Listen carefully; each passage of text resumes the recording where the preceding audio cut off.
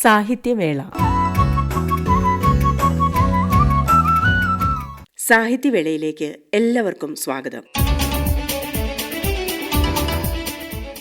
പ്രിയ ശ്രോതാക്കളെ, ഇന്ന് സാഹിത്യവേളയിൽ അജയ് വേണു പെരിങ്ങാശ്ശേരി അവതരിപ്പിച്ച കഥകൾ, ഷീജ MS അവതരിപ്പിച്ച കവിതകൾ എന്നിവ കേൾക്കാം. ആദ്യം അജയ് വേണു പെരിങ്ങാശ്ശേരി അവതരിപ്പിച്ച ഇരുട്ടിൽ നിന്നൊരാൾ എന്ന കഥ. പ്രമുഖ ചാനലിലെ തൻ്റെ ചർച്ചയുടെ ടെലികാസ്റ്റ് കണ്ടു തീർത്തപ്പോൾ രാമകൃഷ്ണന് വലിയ അഭിമാനം തോന്നി.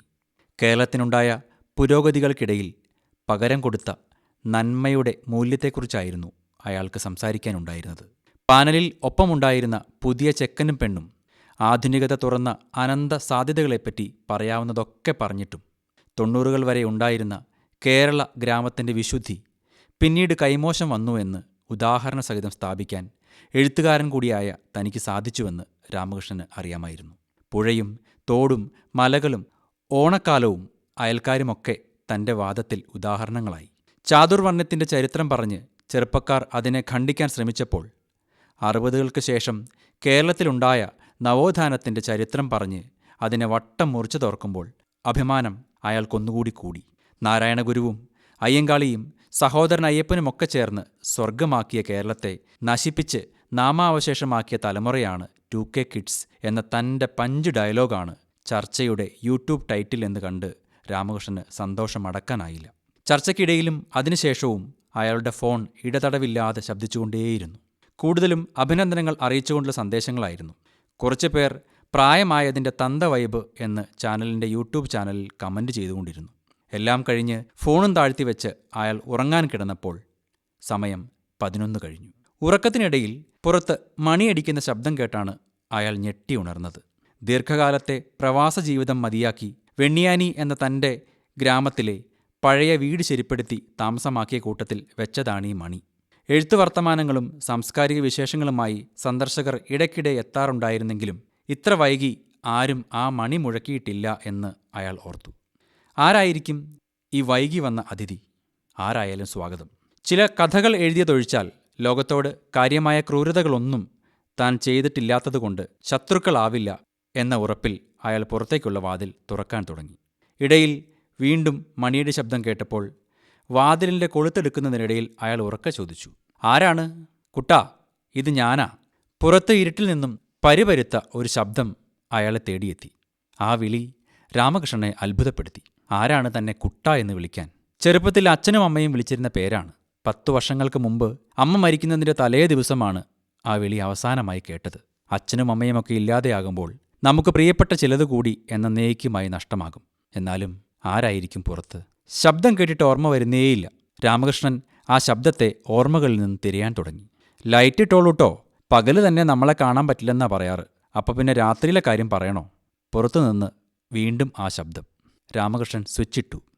മുറ്റത്താകെ പരന്ന പ്രകാശത്തിൽ അതാ ഒരാൾ കൈലിമുണ്ടും ഷർട്ടുമിട്ട് തലയിലൊരു തോർത്തും വട്ടത്തിൽ കെട്ടി വെളുക്കനെ ചിരിച്ചുകൊണ്ട് നിൽക്കുന്നു. കുട്ടൻ ഉറങ്ങിയായിരുന്നല്ലേ? ഞാനിന്ന് TV-യിൽ ചർച്ച കണ്ടായിരുന്നു. അത് കണ്ടപ്പം മുതലേ കുട്ടനെ ഒന്ന് വന്ന് കാണണമെന്നൊരു തോന്നൽ. ഒരുട്ടൻ ചോദിക്കാൻ, നാളേക്ക് വെച്ചാൽ മറക്കും. പ്രായമൊക്കെ ആയില്ലേ? ഒന്നുകൂടി തെളിഞ്ഞു ചിരിച്ചുകൊണ്ട് അയാൾ വരാന്തയിലേക്ക് കയറി. അവിടെ ഉയർത്തിക്കെട്ടിയിരുന്ന അരപ്രൈസിലേക്ക് വിസ്തരിച്ചിരുന്നു. പറഞ്ഞത് നേരാണ്. നല്ല കരിവീട്ടിയുടെ നിറമാണ് അയാൾക്ക്. രാത്രി ഇരുട്ടിൽ നിന്നാൽ ആളെ തിരിച്ചറിയാൻ കഴിയില്ല. മാത്രമല്ല, ഇരുട്ടിലെങ്ങാനും നിന്ന് ചിരിച്ചാൽ കാണുന്നവർ ഭയക്കാനും സാധ്യതയുണ്ട്. എന്നാലും ഇതാരായിരിക്കും? വർഷങ്ങളോളം നീണ്ട തൻ്റെ പ്രവാസ ജീവിതം ഓർമ്മകളെയും വല്ലാതെ ബാധിച്ചിട്ടുണ്ടെന്ന് രാമകൃഷ്ണന് തോന്നി. കുട്ട എന്ന് തന്നെ ഇത്ര അടുപ്പത്തിൽ വിളിക്കണമെങ്കിൽ നല്ല പരിചയമുള്ള ആരെങ്കിലും ആയിരിക്കും. തന്നെ ഓർക്കുന്നില്ലേ എന്നയാൾ ചോദിച്ചാൽ ആകെ കുഴങ്ങിപ്പോകുമല്ലോ എന്ന് രാമകൃഷ്ണൻ ഓർത്തു. മുമ്പിലിരുന്നയാൾ മടിയിൽ നിന്ന് ഒരു പൊതി എടുത്ത് നിവർത്തി. അതിൽ നിന്നൊരു വെറ്റില കയ്യിലെടുത്തു. അതിൻ്റെ ഞെട്ടടർത്തി പുറത്തേക്ക് കളഞ്ഞു. തുമ്പൊടിച്ച് ചെവിയുടെ മുകളിൽ നെറ്റിയുടെ സൈഡിലായി ഒട്ടിച്ചു വെച്ചു. പൊതിയിൽ നിന്ന് ഒരു ചെറിയ ഡപ്പി എടുത്തു. അതിലെ ചുണ്ണാമ്പ് ഒരു വിരൽ കൊണ്ട് കോരി വെറ്റിലയിൽ തേച്ച് പിടിപ്പിക്കുവാൻ തുടങ്ങി. രാമകൃഷ്ണന് തൻ്റെ ഓർമ്മകളിൽ എവിടെയോ അത്രമേൽ പരിചയമുള്ള ഒരാൾ ചെയ്യുന്നത് പോലെ തോന്നി. ആരാണെന്ന് മാത്രം ഓർമ്മ വന്നില്ല. പഴയ കാലം നല്ല കാലമായിരുന്നോ കുട്ടാ? രാമകൃഷ്ണൻ്റെ ചിന്തകളെ മുറിച്ചുകൊണ്ട് അയാളുടെ ചോദ്യമെത്തി. അങ്ങനെയാണെന്ന് സ്ഥാപിച്ചതിൻ്റെ സന്തോഷത്തിൽ ഉറങ്ങാൻ കിടന്നിട്ട് ഏറെ നേരമായില്ല.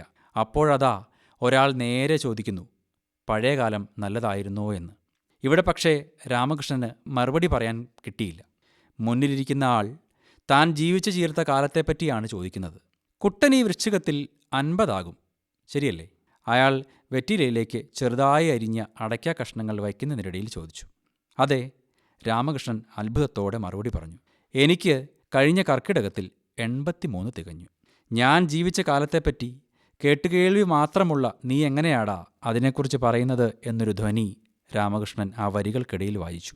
എന്ത് മറുപടി പറയും? കുട്ടൻ എൻ്റെ പേര് പറയാമോ? ആദ്യത്തെ ചോദ്യത്തിനുള്ള ഉത്തരം പറയാൻ ശ്രമിക്കുന്നതിനിടയിൽ അയാൾ ഭയന്ന ആ ചോദ്യമെത്തി. അയാളത് നേരെ ചോദിക്കുമെന്നൊരു ധാരണ പോലും ഇല്ലായിരുന്നതിനാൽ രാമകൃഷ്ണൻ ശരിക്കും കുഴഞ്ഞു. പേര് പെട്ടെന്ന് ഓർമ്മ കിട്ടുന്നില്ല. എനിക്കും പ്രായമായി വരികയല്ലേ? രാമകൃഷ്ണൻ എങ്ങനെയോ പറഞ്ഞൊപ്പിച്ചു. അയാൾ അല്ല എന്ന മട്ടിൽ തലയാട്ടി. അല്ല കുട്ടാ, എൻ്റെ പേര് കുട്ടൻ അറിയാതെ പോയത് മറവി കൊണ്ടല്ല. മുറുക്കാൻ വായിലേക്കിട്ട് ചവയ്ക്കുന്നതിനിടയിൽ അയാൾ ശാന്തമായി പറഞ്ഞു. കുട്ടൻ ടി വിയിൽ പറഞ്ഞ ആ നല്ല കാലമില്ലേ, അതെന്നെ ഒരിക്കലും പേര് വിളിച്ചിട്ടില്ല. അതുകൊണ്ട് തന്നെ കുട്ടൻ എൻ്റെ പേര് ഒരിക്കലും കേട്ടിട്ടില്ല. പിന്നെ എങ്ങനെയാ ഓർക്കുക? കുട്ടൻ പറഞ്ഞ നല്ല കാലമില്ലേ, അതെനിക്ക് പേര് കണ്ടെത്തിയത് എൻ്റെ തൊലിയുടെ നിറത്തിലായിരുന്നു. എൻ്റെ തൊലിക്കും ഇരുട്ടിനും ഒരേ നിറമാണല്ലോ. അതുകൊണ്ട് എൻ്റെ പേര് ഇരുട്ട്. അയാളുടെ ശബ്ദത്തിന് രാത്രിയുടെ പുറത്തെ ഇരുട്ടിനേക്കാൾ കനമുള്ള പോലെ രാമകൃഷ്ണന് തോന്നി. രാമകൃഷ്ണൻ്റെ ഓർമ്മകൾക്ക് കുറച്ചുകൂടി തെളിച്ചം വന്നു. അത് പുറകോട്ടോടി. അച്ഛൻ്റെ ഒപ്പം കയ്യാല വയ്ക്കാനും കിളയ്ക്കാനും ഇഞ്ചി നടാനുമൊക്കെ വരുമായിരുന്ന ആ കറുത്ത മനുഷ്യൻ. ചെറുപ്പത്തിൽ കുട്ടികൾ ഭക്ഷണം കഴിക്കാതിരിക്കുമ്പോൾ ഭൂതത്തിനും പാക്കാനുമൊക്കെ ഒപ്പം അമ്മ വരുമെന്ന് പറഞ്ഞ് ഭയപ്പെടുത്താറുള്ള ആ ഇരുട്ട് മനുഷ്യൻ, അയാളാണിത്. കഴിഞ്ഞ 83 വർഷങ്ങൾക്കിടയിൽ എന്നെ ആരും പേര് വിളിച്ചിട്ടില്ല കുട്ടാ. വിളിച്ചത് മുഴുവൻ ഇരുട്ടെന്നാണ്. പിന്നെ പിന്നെ ഞാൻ തന്നെ കരുതി എൻ്റെ പേര് ഇരുട്ടെന്നാണെന്ന്. ഒരു മകനുണ്ടായപ്പോഴാണ് എനിക്കൊരു കാര്യം മനസ്സിലായത്. ഇതൊന്നും വെറുതെ അല്ല, ഇതിനൊക്കെ കാരണമുണ്ടെന്ന്. അല്ലെങ്കിൽ ഇരുട്ടിൻ്റെ മകന് കറുപ്പായി എന്ന് പേരിടില്ലല്ലോ. കുട്ടൻ പറഞ്ഞ ആ നല്ല കാലം.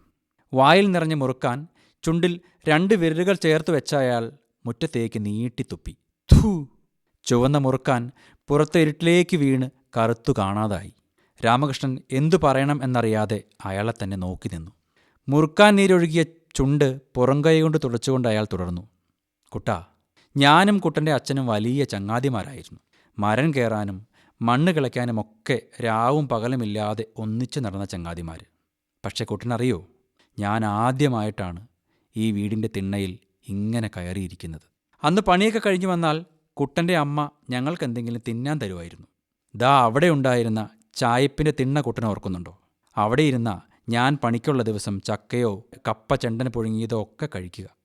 പക്ഷേ കുട്ടാ, ഞാനില്ലാത്തപ്പോൾ അങ്ങനെ ആയിരുന്നില്ലെന്ന് കുറേ കഴിഞ്ഞാ ഞാൻ അറിഞ്ഞത്. കുറേ കഴിഞ്ഞ്. അയാളൊന്ന് നിർത്തിയിട്ട് ഇടറിയ ശബ്ദത്തിൽ പറഞ്ഞു. കുട്ടൻ പറഞ്ഞ നല്ല കാലമില്ലേ, അത് പെലയനെ വീട്ടിൽ കയറ്റത്തില്ലായിരുന്നു.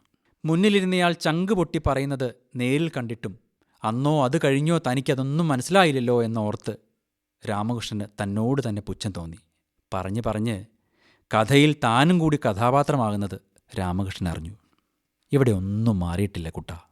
നാരായണ ഗുരു വന്നാലും അയ്യങ്കാളി വന്നാലും ഇനിയിപ്പോൾ ഗാന്ധി തന്നെ ഒന്നുകൂടി വന്നു പോയാലും ഇവിടെയുള്ളവരുടെ ഉള്ളിൻ്റെ ഉള്ളിൽ ജാതിയും മതവും നിറവും ഒക്കെയുണ്ട്. അതിൻ്റെ രൂപവും ഭാവവും ഒക്കെ ഒന്ന് മാറുന്നുവെന്ന് മാത്രം. കുട്ടനിത് മനസ്സിലാവണമെന്നില്ല കേട്ടോ. ഇതൊക്കെ അനുഭവിക്കുന്നവർക്ക് മാത്രം പറയാൻ കഴിയുന്നതാണ്. ഈ പറഞ്ഞതിൻ്റെയൊക്കെ ജീവിക്കുന്ന തെളിവാണ് ഈ ഞാൻ. കുട്ടൻ ഇപ്പോഴും എൻ്റെ പേര് കിട്ടുന്നില്ലല്ലോ. അയാളൊന്ന് ചിരിച്ചു. തലമുറകളായി ജാതിയും നിറവുമൊക്കെ ചേർന്ന് ഇരുട്ടിലാക്കിയവർക്ക് മാത്രം ചിരിക്കാൻ കഴിയുന്നൊരു ചിരി. അപ്പോൾ ഞാൻ ഇറങ്ങുക കുട്ടാ. ഇത്രയെങ്കിലും പറഞ്ഞില്ലേ ഒരു സമാധാനം കിട്ടത്തില്ലായിരുന്നു. അതാ വന്നത്. കുട്ടൻ ഉറങ്ങിക്കോ. തലയിലെ തോർത്ത് ഒന്നുകൂടി അഴിച്ച് കെട്ടിയിട്ട് അയാൾ മുറ്റത്തേക്കിറങ്ങി. രാമകൃഷ്ണന് നോക്കി നിൽക്കാനല്ലാതെ ഒന്നും പറയാനുണ്ടായിരുന്നില്ല. ഇരുട്ടിൽ കുറച്ച് നടന്ന ശേഷം അയാൾ തിരിഞ്ഞു നിന്നു. കുട്ടൻ്റെ അമ്മ ജീവനോടെ ഉണ്ടായിരുന്ന കാലം മുഴുവനും ഞാനവരെ പെങ്ങളെയെന്നാണ് വിളിച്ചിരുന്നേ. പക്ഷേ ഒരിക്കലും ഒരു വട്ടം പോലും അവരെന്നെ ആങ്ങളെയെന്ന് തിരിച്ചു വിളിച്ചിട്ടില്ല. അല്ല, അതെങ്ങനെയല്ലേ? പറയാൻ വന്നത് പൂർത്തിയാക്കാതെ അയാൾ ഇരുട്ടിലേക്ക് അലിഞ്ഞു തീർന്നു. രാമകൃഷ്ണൻ്റെ കയ്യിലെ മൊബൈൽ ഫോണിൽ ഒരു മെസ്സേജിൻ്റെ ശബ്ദം. മാഷേ, ഇന്നത്തെ ചർച്ച പൊളിച്ചു കേട്ടോ. അഭിനന്ദനങ്ങൾ. ഇരുട്ടിൽ നിന്നൊരാൾ. അജയ് വേണു പെരിങ്ങാശ്ശേരി അവതരിപ്പിച്ച കഥ കേട്ടല്ലോ. ഇനി ഷീജ MS അവതരിപ്പിച്ച കവിത കേൾക്കാം. ആധുനികതയുടെ കാലത്ത് എന്തും കൃത്രിമമായി ലഭിക്കുമ്പോൾ അതിൻ്റെ പ്രത്യാഘാതങ്ങൾ ചിന്തനാതീതമാണ്. കവിത ജീവഭ്രൂണ വിപണി. യാത്ര നീളുകയാണ് എവിടേക്കൊക്കെയോ, ലോകമേ നിന്നിലൂടെ ഭയാനക യാത്രകൾ. യാത്ര നീളുകയാണ് എവിടേക്കൊക്കെയോ, ലോകമേ നിന്നിലൂടെ ഭയാനക യാത്രകൾ. നീറുന്ന കാഴ്ചകളുടെ ഊടുവഴികളിലേക്കോ, വേദനകളുടെ വെളിച്ചത്തിൻ തിരിനീട്ടി ഉള്ളകം പൊള്ളിക്കരയുകയോ ഞാനിവിടെ, വിലാപം തൊണ്ടയിൽ കുടുങ്ങി മരിക്കയോ. യാത്ര നീളുകയാണ് എവിടേക്കൊക്കെയോ, ലോകമേ നിന്നിലൂടെ ഭയാനക യാത്രകൾ. എത്തിയതെവിടെന്നു പകച്ചു ഞാൻ ഞെട്ടലോടറിഞ്ഞിതു ഭ്രൂണവിപണി. ലായനികളിലുറയുന്നതു ജീവന്റെ തുടിപ്പുകൾ, തിരക്കേറുമിവിടം നിർജീവത്വവും നിശ്ചലം. ആരോ വിസർജിച്ചു വില വാങ്ങും മനുഷ്യജന്മത്തിൻ വേരുകൾ, മാതൃത്വമേശാത്ത വാടക ഗർഭപാത്രങ്ങളിൽ. ഇന്നു കുരുന്നുകൾ വിലയ്ക്കു വാങ്ങുമൊരു ബീജം, ആരോ ചുമക്കുന്നു ആർക്കൊക്കെയോ വേണ്ടി, എവിടൊക്കെയോ ചെന്നു ചേരുന്നു. മാനുഷഭ്രൂണമിതു പോഷകസമൃദ്ധം, വിലയേറുമെങ്കിലും രുചിയിൽ മുമ്പനത്രേ. ദാതാവിൻ ഗുണഗണങ്ങൾ നിരത്തി ഭ്രൂണങ്ങൾ വിദേശയാത്രയ്ക്കൊരുങ്ങുന്നു, പരീക്ഷണങ്ങളുടെ മുനകളവയ്ക്കുമേൽ. യാത്ര നീളുകയാണ് എവിടേക്കൊക്കെയോ, ലോകമേ നിന്നിലൂടെ ഭയാനക യാത്രകൾ. കാണാത്ത ഉൾക്കാഴ്ചകൾക്കപ്പുറം കുഞ്ഞുങ്ങളെ വിറ്റുമന്നമുണ്ണും നാട്ടിൽ, മിഴിയിലാഴും സൂചി മുനകളാൽ കാഴ്ച പോയി ഭിക്ഷാടനത്തിൻ്റെ അഴുക്കുചാലിൽ. 1000 കുഞ്ഞു ജന്മങ്ങൾ തേങ്ങുമ്പോൾ ഏറ്റുവാങ്ങുമോ നിങ്ങളീ നൊമ്പരം, ഏറ്റുവാങ്ങുമോ നിങ്ങളീ നൊമ്പരം. ദുരമൂത്ത മനുജന്റെ നെറികേടിൽ അന്യമാകുന്ന പദം മാതാപിതാക്കൾ. ദാതാക്കൾ എന്നത്രേ നാളെ അതിനു പേർ. ദുരമൂത്ത മനുജന്റെ നെറികേടിൽ അന്യമാകുന്ന പദം മാതാപിതാക്കൾ. ദാതാക്കൾ എന്നത്രേ നാളെ അതിനു പേർ. ദാതാവിനായിരങ്ങൾ പിറന്നിടാം നാളെ ഓരോ വാടക ഗർഭപാത്രത്തിൽ നിന്നും. സോദരറിണയാകും ദയനീയതയിലേക്ക് വിദൂരമല്ല ദൂരം അറുതിയെന്നിനി. യാത്ര നീളുകയാണ് എവിടേക്കൊക്കെയോ, ലോകമേ നിന്നിലൂടെ ഭയാനക യാത്രകൾ. ഭൂമിദേവി നീ മരിക്കുക, നിൻ കൺകൾ ചൂഴ്ന്നെറിയുക ഹൃദയവും, കാരണം നീ ചുമക്കുന്നവർ മൃഗസമാനർക്കപ്പുറം. എങ്കിലും മകൻ്റെ കൺകളിൽ വെളിച്ചമേകാൻ ഒരമ്മ നൽകിയൊരാ ഉയിരിൻ പിടച്ചിലും ചകിതമിഴികളും നീളും വഴികളിലൂടലയുമ്പോൾ. യാത്ര നീളുകയാണ് എവിടേക്കൊക്കെയോ, ലോകമേ നിന്നിലൂടെ ഹോ ഭയാനക യാത്രകൾ. ഷീജ MS അവതരിപ്പിച്ച കവിതയെ തുടർന്ന് ജീവിതാനന്തരസം അജയ് വേണു പെരിങ്ങാശ്ശേരി എഴുതിയ ഒരു കഥ കൂടി കേൾക്കാം. ജീവിതാനന്തരസം. 6:30 കഴിയുമ്പോഴാണ് ആ ഭീമാകാരൻ ഉരുക്കുവണ്ടി തനിക്കായുള്ള അവസാനത്തെ വരവ് വരിക എന്ന ചിന്തയിൽ അയാൾക്കൊന്ന് കുളിർന്നു. തൻ്റെ അവസാനത്തെ സ്റ്റോപ്പിലേക്ക് ഇനി 10 മിനിറ്റിൻ്റെ നടപ്പ് ദൂരമേയുള്ളൂ. എന്തിനാണിപ്പോൾ ഇങ്ങനെ ഒരു തീരുമാനമെന്ന് ആരെങ്കിലും ചോദിച്ചാൽ, ചോദിക്കാൻ ആരുമില്ലെങ്കിലും അയാളൊരു ഉത്തരം കണ്ടെത്തിയിട്ടുണ്ട്. ജീവിതത്തിൻ്റെ 63 വർഷത്തെ യാത്രയിൽ കാണാനുള്ളതൊക്കെ കണ്ടു തീർന്നു, കേൾക്കാനുള്ളതൊക്കെ കേട്ടും രുചിക്കാനുള്ളതൊക്കെ രുചിച്ചും കഴിഞ്ഞിരിക്കുന്നു. ഈ ഭൂമിയിലുള്ളതിലൊക്കെയുള്ള താല്പര്യം നഷ്ടമായിട്ട് എത്ര നാളായിരിക്കും. ഒന്നും അങ്ങ് അത്ഭുതപ്പെടുത്തുന്നില്ല. ഇരളനാശാൻ പറഞ്ഞതുപോലെ അതിശയം നഷ്ടമായാൽ ജീവിതത്തിൻ്റെ രസം തീർന്നു. താൻ എന്താ ഇങ്ങനെ ആയേന്ന് അയാൾ ഇടയ്ക്കിടയ്ക്ക് ആലോചിക്കാറുണ്ട്. ഇങ്ങനങ്ങായി എന്നതാണ് അയാൾക്ക് ജീവിതം നൽകിയ ഉത്തരം. കാട്ടിൽ വേട്ടയ്ക്ക് പോയും ആറ്റിലെ വാളയ്ക്ക് പടക്കമിറങ്ങിയും രാത്രികളായ രാത്രികളൊക്കെ സായിപ്പ് കോളനിയിലെ വീടുകളുടെ പിൻവാതിൽ കയറിയും രസിച്ചു മറിഞ്ഞ കാലത്തെ അയാൾ ഓർത്തു. ഓരോ വീട്ടിലും തനിക്കായി പിൻവാതിൽ തുറന്നു കാത്തിരുന്ന പെൺമുഖങ്ങൾ, തന്നെ കാത്തിരുന്നവർ.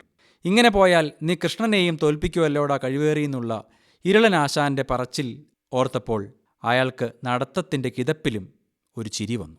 പെട്ടെന്നൊരു തോന്നൽ, കുറച്ചു സമയം ബാക്കിയുണ്ടല്ലോ, എന്നാൽ പിന്നെ മാറ്റാൻ കുന്നിൻ്റെ മുകളിലെ മാവിൻ ചോട് വരെ ഒന്ന് പോയി വന്നാലോ. ആശാനും താനും കൂടി എത്ര വട്ടം കയറിയ മാവാണ്. എത്രയോ തവണ ആ മാവിൻ്റെ കൊമ്പിലിരുന്ന് നാടൻ വാറ്റടിച്ചിട്ട് ആശാൻ ഉറക്കെ പാടിയിരിക്കുന്നു. അങ്ങനെ ഒരു ഇരിപ്പിലാണ് ആശാൻ അത് പറഞ്ഞത്. എടാ കള്ളക്കഴുവേറി, സ്നേഹം കൂടുമ്പോൾ ആ കഴിവേറിക്ക് മധുരം കൂടും. എന്താ ആശാനെ? മേരിച്ചേട്ടത്തിയുടെ വാറ്റുകുപ്പി ഒരിക്കൽ കൂടി വായിലേക്ക് കമഴ്ത്തിയിട്ട് ആശാൻ പറഞ്ഞു, ഞാൻ ഇന്ന് തീരുകയാണ്. വാറ്റിൻ്റെ ലഹരി തലയ്ക്ക് പിടിച്ചത് കാരണം ആശാൻ പറഞ്ഞതെന്താണെന്നങ്ങ് തിരിഞ്ഞില്ല. ജീവിതത്തിൻ്റെ രസമൊക്കെ തീർന്നിട്ട് കുറേ കാലമായടാ. കുറേ കാത്തിരുന്നിട്ടും ജീവിതം അങ്ങ് തീരുന്നില്ല. അങ്ങനെ അങ്ങ് വിട്ടുകൊടുക്കാൻ പറ്റില്ലല്ലോ. അതുകൊണ്ട് ഞാൻ അതങ്ങ് തീർക്കുക. അതും പറഞ്ഞ് ആശാൻ കുപ്പിയിൽ ബാക്കിയുള്ളത് മുഴുവനും വായിലേക്ക് കമഴ്ത്തി ചുറ്റും നോക്കി. എന്നിട്ട് ഉറക്കെ ചിരിച്ചിട്ട് മുകളിലെ കമ്പിലേക്ക് വലിഞ്ഞു കയറുന്നത് ലഹരിയിൽ അടഞ്ഞു പോയ കണ്ണുകൾ എങ്ങനെയോ കണ്ടുപിടിച്ചു. എന്താണ് നടക്കുന്നതെന്ന് മനസ്സിലാകുമ്പോഴേക്കും ഇരളനാശാൻ തലയ്ക്ക് മുകളിലെ കൊമ്പിൽ കരിമ്പച്ച നിറത്തിലുള്ള ഉടുമുണ്ടിൽ ഊഞ്ഞാലാടുന്നുണ്ടായിരുന്നു. മാറ്റാൻ കുന്നിൻ്റെ മുകളിലെ മാവിൽ അയാളൊന്ന് തൊട്ടു. ആശാൻ സ്വയം തീർത്തുപോയിട്ടിപ്പോൾ 10-12 വർഷങ്ങളെങ്കിലും കഴിഞ്ഞു. ജീവിതം പിന്നെയും എത്രയോ ആനന്ദരസങ്ങളിൽ ഉറങ്ങി എഴുന്നേറ്റതാണ്. പക്ഷേ കുറേ ആയിട്ട് അയാൾക്കതൊക്കെ നഷ്ടമായിരിക്കുന്നു. അയാൾ മാവിൻ്റെ മുകളിലേക്ക് നോക്കി. 4ാമത്തെ കൊമ്പിലതാ ഇരളനാശാൻ പച്ചയുടുമുണ്ടിൽ തൂങ്ങി കണ്ണുകളടച്ച് ഊഞ്ഞാലാടുന്നു. അയാൾ നോക്കി നിൽക്കെ ആ കണ്ണുകൾ തുറന്നു. മുഖം നിറഞ്ഞ് ചിരിച്ചിട്ട് ആശാൻ പറഞ്ഞു, എടാ കഴിവേറി, സമയമായടാ, വേഗം നടന്നു. അയാൾ കാലുകൾ നീട്ടിവെച്ചു നടന്നു. തൻ്റെ വണ്ടി അങ്ങ് അകലെ ചൂളം വിളിക്കുന്നത് അയാൾ കേട്ടു. എന്തുകൊണ്ടോ വർഷങ്ങൾക്ക് ശേഷം അയാൾക്ക് അമ്മയെ ഓർമ്മ വന്നു. വണ്ടിയുടെ നീളൻ ചൂളം വിളിയപ്പോൾ താരാട്ട് പാട്ടായി. പാളത്തിന് നടുവിലെത്തിയിട്ട് അയാൾ ഒന്ന് നിന്നു. അകലെ ഒരു പൊട്ടുപോലെയാ വണ്ടി അടുത്തു വരുന്നു. അയാൾ കണ്ണുകൾ അടച്ചു. താരാട്ട് പാട്ടിപ്പോൾ ചെവിക്കരികിലായി. പതിയെ കണ്ണു തുറന്നപ്പോഴതാ വണ്ടിയുടെ മുകളിൽ ഇരളനാശാൻ പച്ചയുടുമുണ്ട് ഉയർത്തി വീശിക്കാട്ടുന്നു. ആവേശത്തോടെ അയാൾ പാളത്തിലൂടെ മുന്നോട്ടോടി. ആ വണ്ടിയിലേക്ക് ഓടിക്കയറി. ചൂളം വിളിക്ക് നീളം കൂട്ടിക്കൊണ്ട് വണ്ടി ഓടിപ്പോയി. അയാൾ തീർന്നുപോയി. അല്ല, അയാൾ തീർത്തുപോയി. അവസാനമായി ഷീജ MS അവതരിപ്പിച്ച കവിത. ജീവിതത്തിൻ്റെ വഴിത്താരകളിൽ എവിടെയോ നഷ്ടപ്പെടുന്ന സ്നേഹത്തിൻ്റെ കണികകൾ. അപ്പോഴും പ്രതീക്ഷയോടെ മക്കൾക്ക് വേണ്ടി ത്യാഗങ്ങൾ സഹിച്ച് കാത്തിരിക്കുന്ന അച്ഛനമ്മമാർ. മക്കളെ വേർപെട്ട അച്ഛനമ്മമാർക്കും മാതാപിതാക്കളെ നഷ്ടപ്പെട്ട മക്കൾക്കും സമർപ്പിക്കുന്നു ഈ കവിത. അവൾ. പാട്ടിനെ പ്രണയിച്ച പാട്ടുകാരി, പൂമ്പാറ്റ പോൽ പാറി നടന്ന കാലം. പാട്ടിനെ പ്രണയിച്ച പാട്ടുകാരി, പൂമ്പാറ്റ പോൽ പാറി നടന്ന കാലം. അച്ഛനും അമ്മയ്ക്കും ഏകപുത്രി, വളർന്നേറെ ലാളനയേറ്റുവാങ്ങി. മറുകുകുത്തി നല്ല പൊട്ടു തൊട്ടു, കൊഞ്ചലോടച്ഛൻ്റെ കൈ പിടിച്ചു. പുള്ളിയുടുപ്പിട്ടു തുള്ളിയാർത്തു, പള്ളിക്കുടത്തിലവൾ പോയിരുന്നു. നൃത്തം ചവിട്ടുവാൻ, പാട്ടുപാടാൻ, കഥ പറഞ്ഞിടുവാൻ, കളിച്ചിടുവാൻ ഏറെ മോഹിച്ചവൾ കുറുമ്പുകാരി, പാട്ടിനെ പ്രണയിച്ച പാട്ടുകാരി. കോവിലിൻ മുറ്റത്തു മാല കെട്ടും കൊച്ചു കറുമ്പനിൽ കണ്ണുടക്കി മോഹിച്ചവനെയാ പാട്ടുകാരി, പാട്ടിനെ പ്രണയിച്ച പാട്ടുകാരി.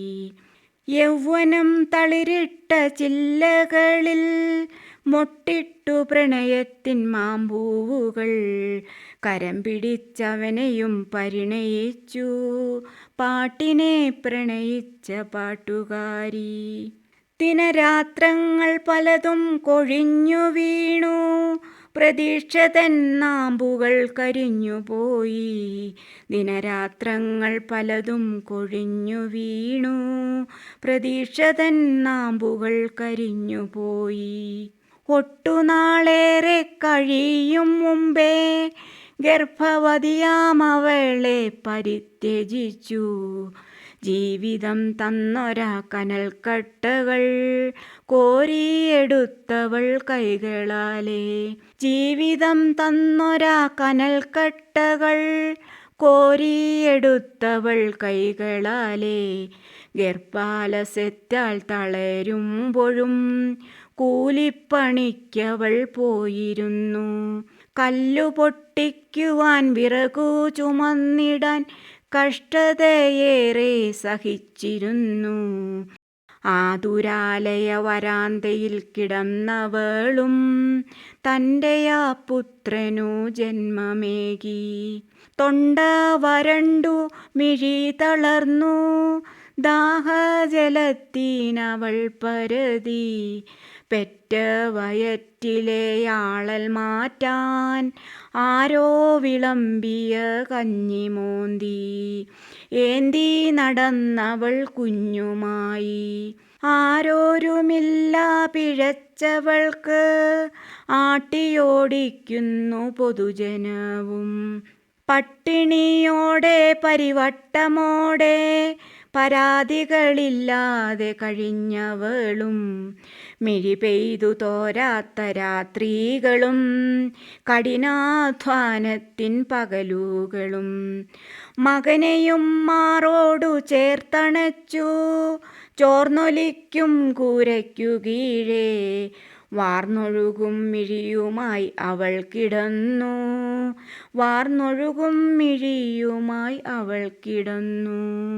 അരിയില്ലാതെ തിളയ്ക്കും വെള്ളത്തിൽ അവളുടെ കണ്ണീരിനുപ്പു വീണു.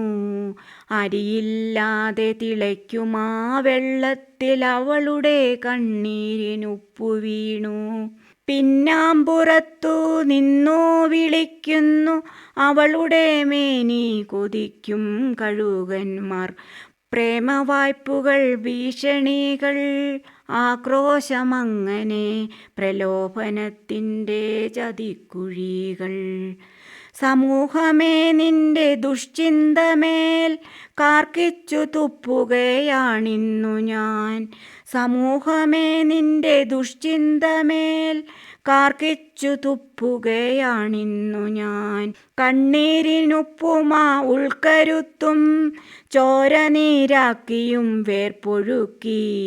മകനായി മാത്രമായി ആ ജീവിതം അമ്മ ത്യജിച്ചൊരാ സൗഭാഗ്യമെല്ലാം മകനിൽ ചൊരിഞ്ഞൊരാ ഈശ്വരനും.